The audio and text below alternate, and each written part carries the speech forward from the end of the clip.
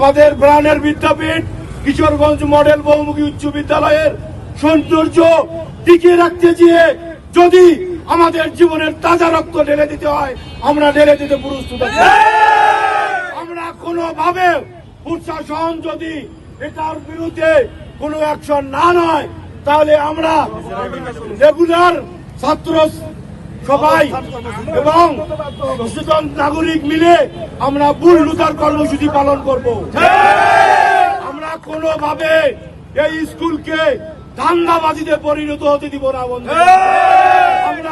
আমরা সঠিকভাবে এই স্কুলের মার্কেটে যত দোকান আছে, প্রতিটা দোকানের জামানের স্বরূপ যত নির্মাণ ব্যয় হয়েছে মাসিক ভাড়া সহ প্রতি মাসে আমরা ভাড়ার জন্য আমরা এখানে সব হিসাব ক্লিয়ার করার জন্য তাদের কাছে দাবি রাখতেছি বন্ধু।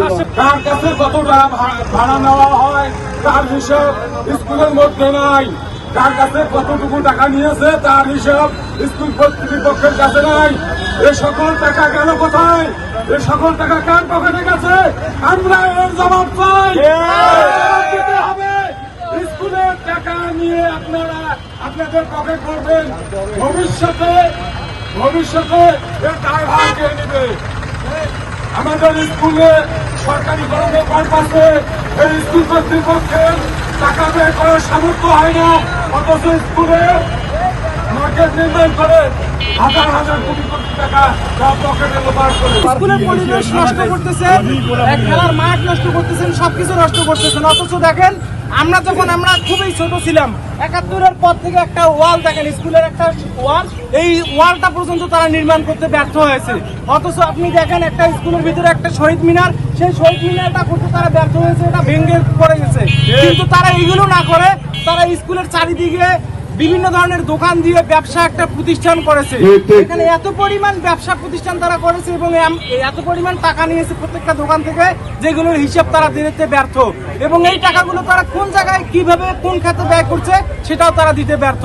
আমরা প্রশাসনের দৃষ্টি আকর্ষণ করতেছি, শিক্ষামন্ত্রীর কাছে আবেদন করতেছি, এটা কিভাবে সমাধান করা যায়, কিভাবে এটা সুন্দর একটা পরিবেশ নিয়ে আসা যায়, এই বিষয়ে আমি আমার বক্তব্য দিয়েছি।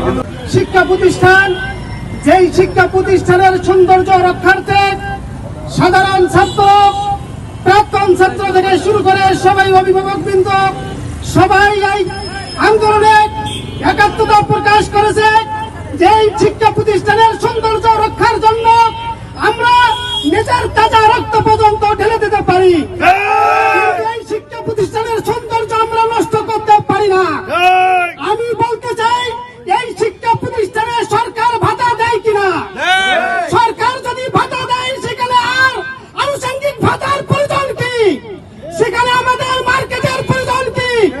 আমার মেয়েকে ক্লাস 9-এ ভর্তি করাইছে, এখানে আমার কাছে টাকা নিয়েছে 1800। আমি বললাম যে আমি তো দীর্ঘদিন অবস্থান করি, আমার কাছে এবিলিটি অনেক কম, একটু কম করে নিয়েন। আমাকে বললো কোনো অপশন নাই, 1800 টাকায় আমার কাছে নিচ্ছে, কোনো রসিদ দেয় নাই। মার্কেট করেছে, এটা একটা পাইছে খাবার টাকা একটা সরকারের কাছে আমাদের আবেদন, এই স্কুলে সঠিক ইজ্জত থাক, এই কামাই করা রাস্তা করে দেওয়া যাইবে না।